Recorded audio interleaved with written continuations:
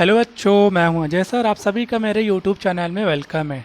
आज हम क्लास 9 से एक्सरसाइज 5.2 के कुछ रिमेनिंग क्वेश्चन करने वाले हैं। आज के क्लास में ये जो चैप्टर 5 है ये आपका कंप्लीट हो जाएगा। तो आइए स्टार्ट करते हैं आज की क्लास। स्टार्टिंग करेंगे क्वेश्चन नंबर 8 से। तो देखिए क्वेश्चन नंबर 8 यहाँ पे क्या है। Alka thinks of a number, she adds 5 to it. To this, she adds double of the original number and she subtract 10 from it to get 40.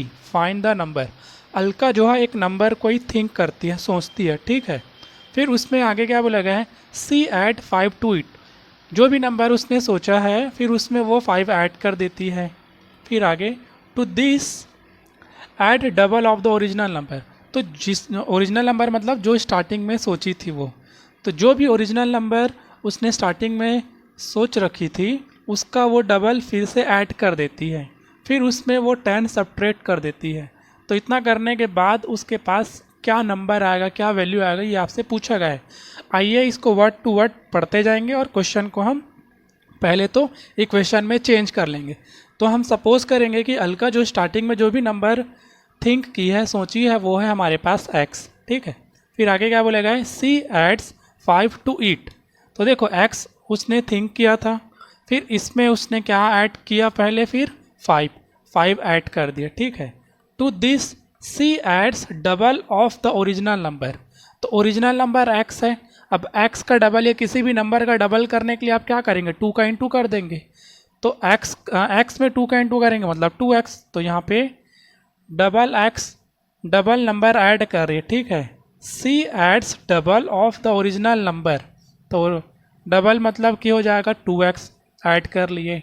फिर आगे देन सब्ट्रैक्ट 10, क्या किया, सब्ट्रैक्ट 10 टू गेट 40। फिर उसके बाद क्या मिलता है, 40। तो ये आपका इक्वेशन में चेंज हो गया। इसी को आपको यहाँ पे लिखना रहेगा according to question.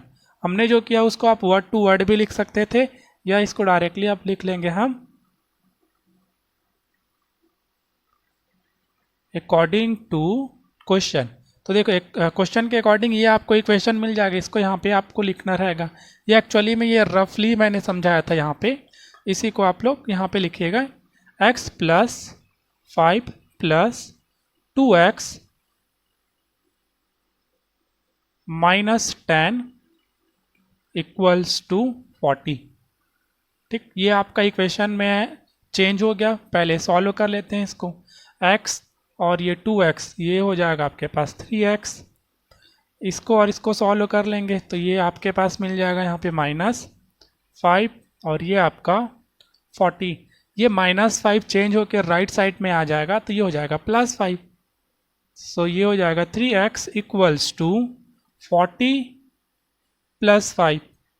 3x equals to ये आप ऐड कर लेंगे तो 45। आपको इस x का वैल्यू चाहिए तो 3 इस 45 के अपॉन में आ जाएगा। सो x इक्वल्स टू 45/3। 3 1 जा 3 1 जा 1 कैरी मतलब ये 15 हो गया। 3 5 जा 15 मीन्स आपके पास x का वैल्यू जो आ जाएगा वो 15 आ जाएगा। तो आप लास्ट में लिखेंगे सो रिक्वायर्ड नंबर इज 15। यही लास्ट में नंबर आ जाएगा और ये आपका आंसर भी हो जाएगा बच्चों। क्वेश्चन नंबर 9 स्टार्ट करते हैं, जो कि है difference between two positive integers is 40। The integers are in the ratio 2:3। Find the integers. देखो 2 पॉजिटिव इंटीजर्स हैं, उनका जो डिफरेंस है वो 40 है, ठीक है। फिर आगे क्वेश्चन में बोला गया है इनका जो रेशियो है, 2 पॉजिटिव इंटीजर्स का जो रेशियो है वो किसके इक्वल है, 2:3 के इक्वल है। तो वो नंबर क्या होंगे, इंटीजर्स जो 2 नंबर हमने यहाँ पे सपोज किया है वो क्या होंगे। अब देखो हमने यहाँ पे स्टार्टिंग में क्या किया है, सपोज कर लिया कि आपका जो फर्स्ट नंबर या इंटीजर्स है, इंटीजर्स मीन्स नंबर ही होते हैं, ठीक है कुछ। तो देखिए फर्स्ट नंबर हमने तो सपोज कर लिया x, तो सेकेंड नंबर आपका क्या हो जाएगा, x + 40। अब x + 40 क्यों हो रहा है, क्योंकि इनके बीच का जो डिफरेंस है वो 40 बोला गया है। सपोज आपके पास यहाँ पे कोई टू नंबर्स हैं, ठीक है, एक है आपका 2 और एक है आपका 10। आपसे पूछा जाएगा इनके बीच का डिफरेंस क्या है। डिफरेंस मीन्स अंतर या गैप, इनके बीच का गैप क्या है। तो गैप तो यहाँ पे कितने बन रहा है 8, और ये 8 आंसर कैसे आएगा, माइनस करने पे, है ना, यही आ रहा है ना, माइनस करने पे 8 आएगा। तो इनके बीच का गैप जो है वो 8 है। बट आपके क्वेश्चन के अकॉर्डिंग यहाँ पे डिफरेंस या गैप क्या पूछा गया, 40 का। तो आप ऐसा समझ लो, आपका फर्स्ट नंबर ये है तो सेकंड नंबर क्या होना चाहिए, 41 होगा, तभी इनके बीच का जो गैप है वो 40 होगा। 40 कैसे आ जाएगा, 41 माइनस, तो ये 40 हो जाएगा। तो वैसे ही हमने सपोज किया है यहाँ पे आपका फर्स्ट नंबर है x, तो आपका जो सेकेंड नंबर है वो ऑलरेडी x प्लस 40 हो जाएगा। यहीं पे आपको 40 की जगह आपको 100 बोला जाता, difference between two positive integers is 100, तब आप फर्स्ट नंबर x लेते और सेकेंड नंबर आपका हो जाता x प्लस 100। तो ये आपको आई होप समझ में आ गया होगा कि हमारा जो फर्स्ट नंबर है वो तो हो जाएगा x, और सेकेंड जो नंबर है वो हो जाएगा x प्लस 40। इनका जब वैल्यू फाइंड कर लेंगे तो देखेंगे इनके बीच का जो गैप है, यहाँ पे जो नंबर रहेगा और यहाँ पे जो भी नंबर रहेगा, उनके बीच का जो गैप है वो होना चाहिए 40, तो वो 40 ही होगा। आइए आगे देखते हैं कैसे करना है। इतना कर लिए, फिर आगे क्वेश्चन में क्या बोला गया है, the integers are in the ratio 2:3। तो ये जो इंटीजर्स हैं ये किसके इक्वल हो जाएगा, 2:3 के। तो यहाँ पे आप लिख लेंगे according to question, according to question इनका रेशियो मतलब x upon x plus 40 equals to 2:3। 2:3 को 2/3 भी लिख सकते हैं। क्रॉस मल्टीप्लाई करेंगे, 3 का मल्टीप्लाई x से और x प्लस 40 का मल्टीप्लाई 2 से, यहीं पर मल्टीप्लाई कर लेंगे तो ये तो आपका हो जाएगा 3x, x का मल्टीप्लाई 2 से 2x, 40 का मल्टीप्लाई 2 से ये आपका हो जाएगा 80। ये चेंज होकर इधर आ जाएगा, 3x माइनस 2x माइनस हो जाएगा equals to 40। So x equals to आपके पास आंसर आ जाएगा 80। ये आपका x मतलब कि आपका फर्स्ट इंटीजर्स, ठीक है, ये तो आपका फर्स्ट इंटीजर्स निकल गया, बट आपको सेकेंड भी फाइंड करना है ना। सो सेकेंड नंबर या इंटीजर्स लिख सकते हैं, ठीक है, इंटीजर्स इज किसके इक्वल्स था, x प्लस 40, मतलब कि ये क्या हो जाएगा, x का वैल्यू है अपने पास 80 प्लस 40, आपको नंबर मिल जाएगा 120। देखो आपका first and second, first number आपको यहाँ पे स्टार्टिंग में मिल गया था 80 और सेकेंड नंबर आपको मिल गया था 120। तो देखो 80 और 120 अब क्वेश्चन से कंपेयर करना है ना। आपको बोला गया था difference between two positive integers is 40। जो भी पॉजिटिव टू इंटीजर्स होंगे उनके बीच का गैप जो डिफरेंस है वो 40 के इक्वल होना चाहिए। तो 80 और 40 के 80 और 120 के बीच का जो गैप है वो तो 40 का ही है। इनके बीच के जो गैप है वो 40 के इक्वल है। सेकेंड, आइए बच्चों क्वेश्चन नंबर 10 स्टार्ट करते हैं। इंपॉर्टेंट है, अच्छे से समझिएगा। The sum of 3 consecutive multiples of 5 is 555. Find the multiples. देखो 5 के 3 consecutive multiples हैं, उनका सम करने पर किसके इक्वल हो जाएगा, 555 के। तो वो 3 consecutive multiples नंबर आपको बताने हैं कि कौन कौन से हैं, ठीक है।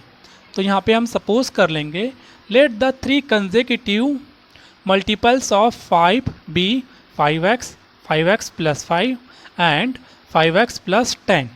अब 5 के मल्टीपल्स क्या होते हैं इसको समझ लीजिए। देखिए 5 के मल्टीपल्स वो भी कंसेक्यूटिव ना, 5 फिर 10 फिर 15 20, मतलब जो 5 के टेबल में आते होंगे वो सारे नंबर्स जो हैं वो 5 के मल्टीपल्स कहलाते हैं। बट यहाँ पे एक वर्ड आया कंसेक्यूटिव, तो ये कंसेक्यूटिव, यहाँ पे इसको हटा देते हैं, इसको हटा देते हैं। 5 और 20 ये भी 5 के ही मल्टीपल्स हैं, बट ये कंसेक्यूटिव नहीं है, ठीक है। तो कंसेक्यूटिव और मल्टीपल्स दोनों में थोड़ा सा डिफरेंस है।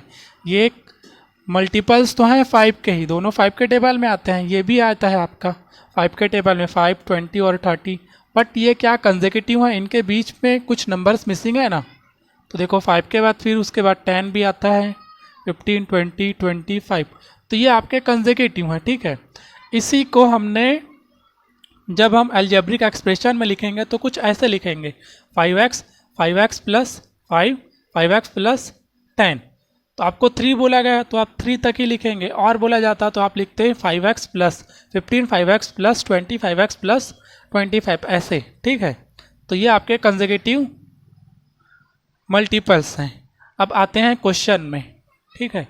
तो ये हमने सपोज कर लिया 3 कंसेक्यूटिव मल्टीपल्स ऑफ 5 के 5x, 5x plus 5, 5x plus 10। अब इन आगे क्वेश्चन में क्या बोला गया है, sum the sum of 3 consecutive multiples of 5 is 555। यहाँ पे आप लिख सकते हैं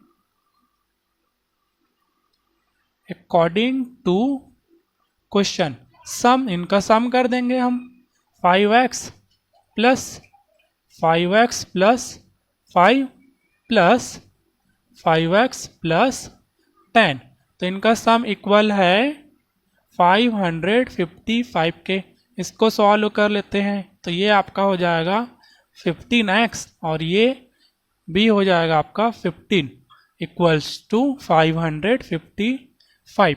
अब ये 15 चेंज होके राइट साइड में आ जाएगा, ये 15x एज इट इज़ ये चेंज हो किधर आया 555 माइनस 55, सॉरी माइनस 15, 555 में आप माइनस कर दो तो ये तो आपका हो जाएगा 540, ठीक है। 15x equals to 540। आपको इस x का वैल्यू फाइंड करना है क्योंकि यहाँ पे मल्टीपल्स फाइंड करने के लिए सबके साथ x x x है ना, इसलिए तो 15 जो है ये 540 के अपॉन में आ जाएगा। तो आपके पास x का वैल्यू मिलेगा 540 अपॉन 15। डिवाइड कर लेते हैं, 15 1 जा 15, 15 3 जा 45, ठीक है।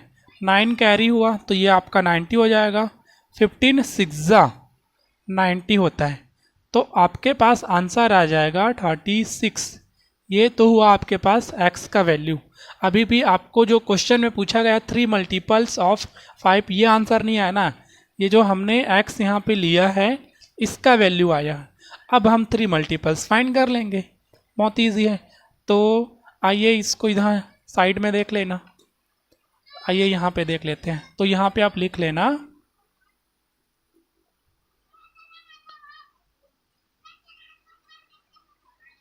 3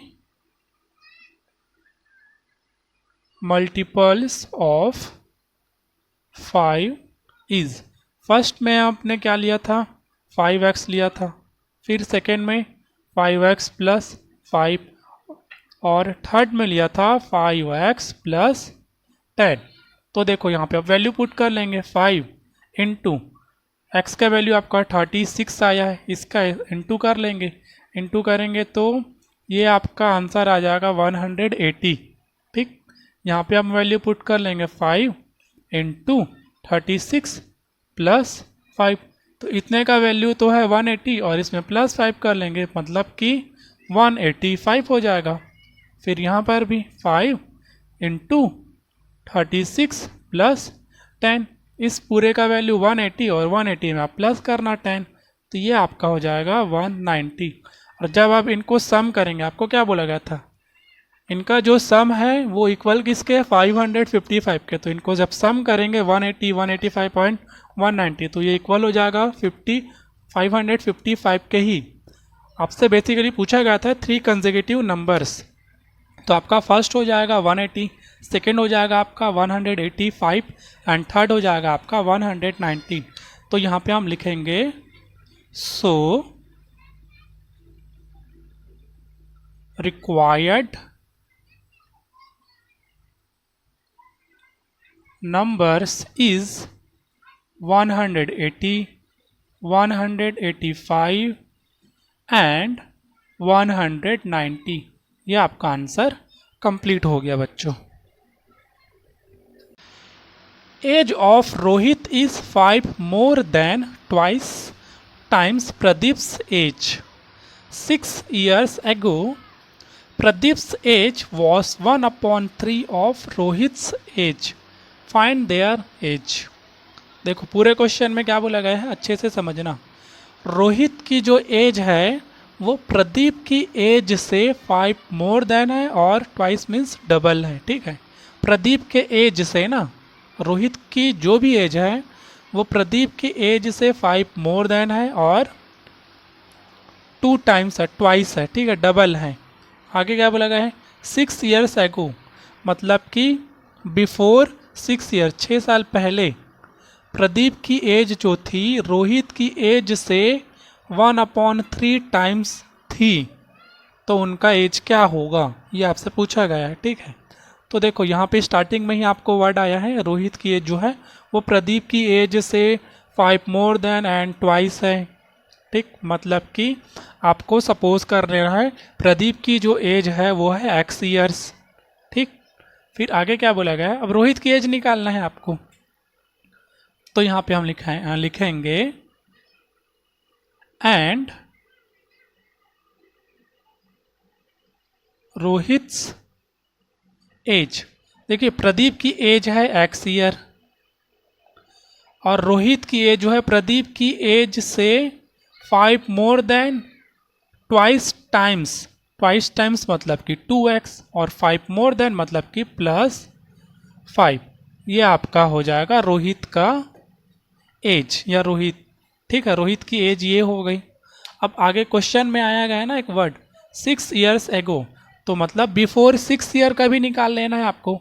ये अभी स्टार्टिंग में प्रदीप की एज जो है वो है x ईयर, और रोहित की एज ये जो क्वेश्चन वर्ड में था उसको हमने चेंज करके लिखा, तो 2x + 5 ईयर, ये प्रदीप और रोहित की एज हो गई।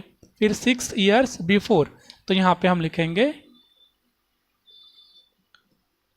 बिफोर 6 ईयर्स, तो 6 साल पहले अब रोहित प्रदीप की एज क्या हो जाएगी, माइनस करेंगे ना x - 6, यहाँ पे हम लिखेंगे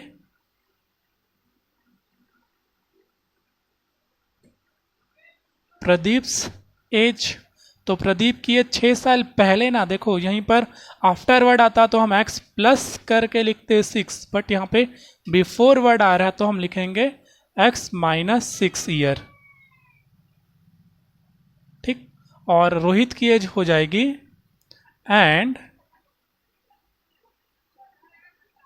रोहित्स एज क्या हो जाएगी 2x + 5 और माइनस कर देंगे 6। तो ये तो आगे होगा नहीं सॉल्व, बट ये हो जाएगा, तो इसको आप आगे और ऐसे लिख सकते हैं, इसको सॉल्व करेंगे 2x और ये हो जाएगा आपका -1, ये आपका ईयर्स आ गया, ठीक है। 6 साल पहले जो है प्रदीप की जो एज है वो x - 6 हो जाएगा, और रोहित की एज हो जाएगी 2x - 1। फिर आगे भी क्या बोला गया क्वेश्चन में, प्रदीप्स एज वॉस, प्रदीप की एज मतलब कि x - 6, ठीक। प्रदीप की as, Pradeep's as was equal का साइन लग जाएंगे 1/3 ऑफ मतलब हो जाएगा इनटू का साइन। रोहित्स एज, रोहित की एज कितनी है 2x - 1, ये अपना इक्वेशन बन गया। इसी को मैं डायरेक्टली लिख देता तो आप बहुत लोग इजीली सॉल्व कर लेते हैं, बट ये वर्ड प्रॉब्लम में क्या होता है, क्वेश्चन को पहले आप चेंज करेंगे इक्वेशन में, उसके बाद आपको सॉल्व करना रहेगा। तो ये जो अपना स्टेटमेंट लिखा हुआ था उसको हमने यहाँ पे हमने इक्वेशन में चेंज कर लिया। अब यहाँ से इजीली सॉल्व कर लेंगे इसको। तो आइए, ये हमारा लेफ्ट हैंड साइड हुआ, ये हमारा राइट हैंड साइड हुआ। तो देखो इस 3 का मल्टीप्लाई इस पूरे से हो जाएगा, 3 का मल्टीप्लाई x से करेंगे ये आपका 3x, इससे करेंगे तो ये हो जाएगा 18 इक्वल टू 1 का इससे मल्टीप्लाई हो जाएगा 2x एंड -1। ये 2x चेंज होकर इधर आ जाएगा और 18 चेंज होके राइट साइड में आ चले जाएगा। तो ये 3x - 2x, ये -1 जो है एज इट इज़ है, 18 चेंज होगा नेगेटिव है तो इधर आएगा तो वो अपना पॉजिटिव हो जाएगा। यहाँ से सॉल्व करेंगे x और ये आपका मिल जाएगा 17। मतलब आपके पास जो x का जो वैल्यू है वो आ गया 17, और x हमने किसको सपोज किया था, प्रदीप की एज। ठीक है, तो आप यहाँ पे लिख सकते हैं, इधर साइड में लिख सकते हैं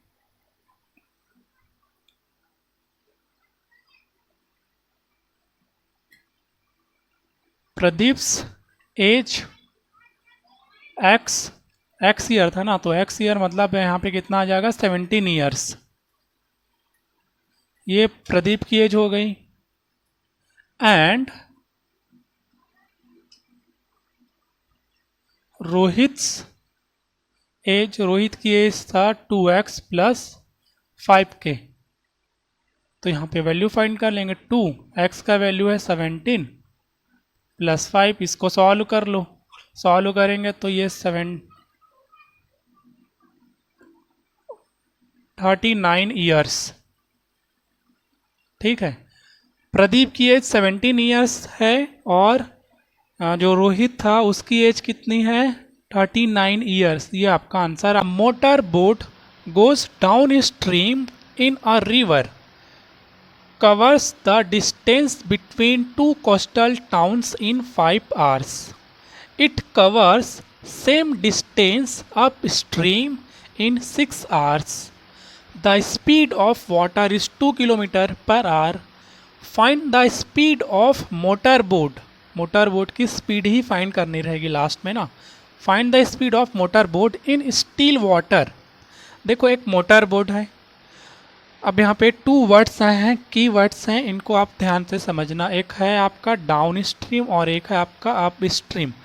डाउन स्ट्रीम मीन्स आपका जो है फ्लो वाला जो डायरेक्शन है, नदी की एक दिशा होगी, तो जो नदी का जो डायरेक्शन है, जो फ्लो है, वो उसके बारे में। ठीक है, अब ये जो डायग्राम है छोटा सा, एक्चुअली में आपको बनाना नहीं रहेगा, पर आपके समझने के लिए मैंने बनाया। ये सपोज़ आपकी एक ये रिवर है। ठीक, यहाँ पे 2 पॉइंट्स है, मतलब जो यहाँ पे जो 2 कोस्टल टाउन्स है ना, यहाँ से यहाँ तक एक बार जाना करेंगे, वहाँ से एक बार आना करेंगे। एक डाउन स्ट्रीम है, एक अप स्ट्रीम है। डाउन स्ट्रीम मीन्स फ्लो का डायरेक्शन है, और up stream means opposite direction, flow के अपोजिट डायरेक्शन। अब क्वेश्चन को समझना क्या बोला गया है। एक बोट जो है वो इस पॉइंट से सेकेंड पॉइंट तक जब जाती है तो उसको 5 आवर्स का टाइम लग जाता है। ठीक है, एक टाउन से दूसरे टाउन तक पहुंचने में उसको 5 आवर्स का टाइम लग रहा है। अभी जो बोट का जो डायरेक्शन है वो है डाउन स्ट्रीम, मतलब फ्लो के डायरेक्शन में चल रही है, और ये जो फ्लो है, इस फ्लो की एक स्पीड है जो कि है 2 किलोमीटर्स पर आवर। ठीक है, फ्लो मतलब यहाँ पे वाटर की जो स्पीड है वो है 2 किलोमीटर पर आवर। तो बोट को ये फर्स्ट वाले पॉइंट से सेकेंड वाले पॉइंट में पहुंचने में कितना टाइम लग जा रहा है, 5 आवर्स। ठीक है, बट सेम डायरेक्शन में it covers same direction up stream in 6 hours. तो जब ये अपोजिट डायरेक्शन से जब आना स्टार्ट करता है, यहाँ से यहाँ तक तो ये आ गया, तो उसको 5 आवर्स का टाइम लग गया। बट अब ये फ्लो के डायरेक्शन में गया था। ठीक है, अब फ्लो के डायरेक्शन के अपोजिट, ये अपोजिट डायरेक्शन में जब वो आ रहा है बोर्ड, तो उसको 6 आवर्स का टाइम लग जा रहा है। ठीक है, जब बोर्ड फ्लो के डायरेक्शन में गया तो उसको 5 आवर्स का टाइम लगा, बट फ्लो के अगेंस्ट आया तो उसको 6 आवर्स का टाइम लग गया। ठीक है, तो आपको बताना है ये जो बोर्ड है इसकी स्पीड क्या होगी जब ये वाटर की स्पीड, जब वाटर स्टिल वाटर में, मतलब जब ये जो पानी है एकदम स्थिर रहेगा। स्टिल का मतलब स्थिर होता है, स्थिर मतलब जहाँ पर कुछ भी हलचल ना हो, एकदम शांत हो वहाँ पे। तो आइए देखते हैं हम कैसे हम मोटर बोट की स्पीड फाइंड करेंगे स्टिल वाटर में। ठीक है, स्टिल वाटर में मतलब जहाँ पे फ्लो वगैरह ना होता हो। Let the speed of motor boat be x kilometre per hour. हमने स्टार्टिंग में सपोज कर लिया है कि जो बोर्ड की स्पीड होगी वो होगी x किलोमीटर पर आवर। इसी x का वैल्यू इस पूरे क्वेश्चन में सॉल्व करना रहेगा। ठीक, और आपके क्वेश्चन में गिवन है the speed of water is 2 kilometre per our. ठीक है, वाटर की जो स्पीड है वो है 2 किलोमीटर पर आवर। अब देखिए आगे इसको सॉल्व कैसे करेंगे। यहाँ पे एक फॉर्मूला यूज होगा। तो वो फॉर्मूला आपने नहीं पढ़ा होगा कहीं, तो आप देखेंगे फॉर्मूला होता है speed equals to distance upon time. ये फॉर्मूला होता है, ठीक है। इसी फॉर्मूले के बेस पे इस पूरे क्वेश्चन को सॉल्व करेंगे। देखिए, मोटर बोट की स्पीड तो हमने x सपोज कर लिया है, और वाटर की जो स्पीड है वो है 2 किलोमीटर्स पर आवर। डिस्टेंस आपको सेम रखा गया है, ठीक है, यहाँ से यहाँ और यहाँ से यहाँ जो भी डिस्टेंस है वो सेम है। टाइम जो है वो अलग अलग है। जब हम वाटर डायरेक्शन में जब जा रहे हैं, फ्लो के डायरेक्शन में जा रहे हैं, ठीक है, तो 5 आवर्स का टाइम लगा। बट जब हम उसके अगेंस्ट आ रहे हैं तो हमको 6 आवर्स का टाइम लग रहा है, तो टाइम अलग अलग हो रहा है ना। तो यहीं पर समझना, हम प्लस करके कब लिखेंगे और माइनस करके कब लिखेंगे, जब हम फ्लो के डायरेक्शन में जाएंगे, ठीक है, फ्लो के डायरेक्शन में जाएंगे तब हम स्पीड को प्लस करके लिखेंगे, ठीक है। स्पीड को प्लस करके लिखने का मतलब है जो आपका बोट की स्पीड है और वाटर की जो स्पीड है उसको प्लस करके लिखेंगे, मतलब ऐसे x + 2, ठीक। और जब आप फ्लो के अगेंस्ट डायरेक्शन में आएंगे, ये तो डाउन स्ट्रीम है, डाउन स्ट्रीम में आप प्लस करके लिखेंगे, और अप स्ट्रीम मतलब जब आप अगेंस्ट डायरेक्शन में आएंगे तब आप माइनस करके लिखेंगे, मतलब ऐसे x - 2। तो प्लस करके लिखने का मतलब ये है कि आप वाटर के डायरेक्शन में जा रहे हैं, और माइनस करके लिखने का मतलब ये है कि आपका जो वाटर का डायरेक्शन है उसके अगेंस्ट आप आ रहे हैं, ठीक है। तो प्लस और माइनस आपको आई होप समझ में आ गया होगा। अब पहले हम जो है ना डाउन स्ट्रीम में फाइंड कर लेंगे। यहाँ पे आप लिखना डाउन स्ट्रीम, या ब्रैकेट में लिख लेना फ्लो ऑफ वाटर, ठीक है, वाटर का जो डायरेक्शन है वहाँ। अब ये हमने फॉर्मूला लिख लिया है। देखो स्पीड, अब यहाँ पे स्पीड दो चीज़ों की है, एक तो बोट की स्पीड है और एक है आपका वाटर की स्पीड है। तो बोट की स्पीड है x किलोमीटर पर आवर और वाटर की स्पीड है वो है 2। प्लस इसलिए लिखे हैं क्योंकि हम वाटर फ्लो जो है उसके डायरेक्शन में जा रहे हैं, इसलिए हम प्लस करके लिखे हैं। अब डिस्टेंस आपको नहीं मालूम है तो इसको डिस्टेंस ही रहने देना, या शॉर्ट में d लिख सकते हैं। टाइम, जब आप डाउन स्ट्रीम में जा रहे हैं तो आपको कितना टाइम लगा, 5 आवर्स, ठीक है। इस d का पहले वैल्यू निकाल लेंगे, तो उसके लिए क्या करेंगे, इस 5 का इनसे मल्टीप्लाई कर देना। आप 5 का मल्टीप्लाई आप कैसे करेंगे, 5 का मल्टीप्लाई x से करेंगे तो ये आपका हो जाएगा 5x, और 2 से करेंगे तो 10 हो जाएगा, और इक्वल टू d मतलब डिस्टेंस, या इसी को आप डिस्टेंस पूरा लिख सकते हैं, डिस्टेंस इक्वल्स टू 5x + 10। ये सपोज आपका इक्वेशन 1 हो गया, ठीक है। ये तो बात हो गई डाउन स्ट्रीम की। अब सेम ऐसे ही हम अप स्ट्रीम का भी फाइंड कर लेंगे। तो देखो यहीं पर आप लिखते हैं अप स्ट्रीम का, और ये हो जाएगा आपका अगेंस्ट डायरेक्शन,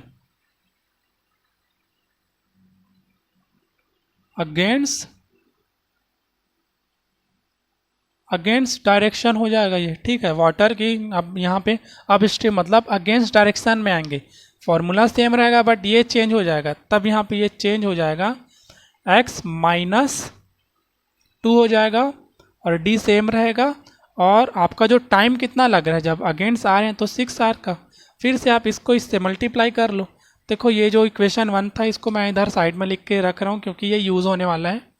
d = 5x + 10, ये यूज़ होगा अभी हमारे क्वेश्चन में, आगे सॉल्व करेंगे तो। अब देखो हम अप स्ट्रीम वाला स्पीड निकाल लेते हैं, तो यहाँ पे फिर से इस 6 का मल्टीप्लाई इनसे कर लेंगे तो ये हो जाएगा 6x - 12 इक्वल्स टू d। तो आपके पास d का वैल्यू आ जाएगा, मतलब कि डिस्टेंस आ जाएगा 6x - 12। तो ये आपका इक्वेशन 2 हो गया। ये आपका इक्वेशन 1 था और ये इक्वेशन 2। अब इक्वेशन 1 और इक्वेशन 2 से आ जाते हैं, इसको मैं क्लीन कर देता हूँ, ठीक। तो अब आगे आप लिखेंगे फ्रॉम